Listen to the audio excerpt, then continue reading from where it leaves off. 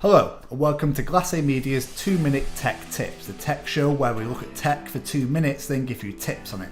I'm your host Matt Green, and today we will be discussing a product which I own personally and use every single day, the Google Pixel 2.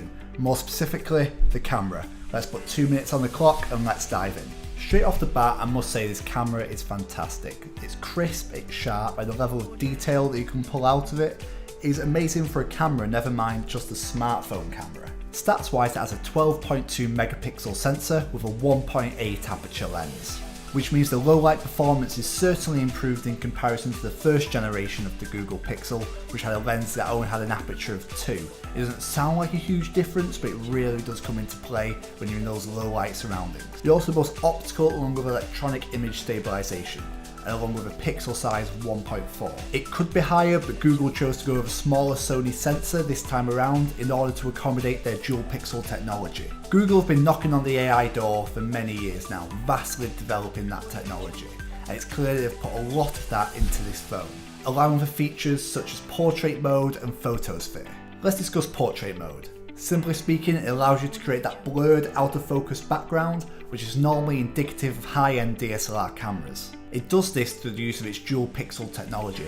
The dual pixel technology allows for the camera to split each pixel in half into a left and a right section. It is then able to distinguish depth and distance between objects and allow the AI technology to separate the foreground and the background. Sometimes you'll find it won't quite hit the mark, for example if the lighting conditions aren't perfect, but overall it works absolutely fantastically and you can get some great shots which are certainly going to up your Insta game. Video stat wise, it does allow for 4K shooting up to 30 FPS, but more impressively it does allow for 120 FPS at 1080p and up to 240 FPS at 720p.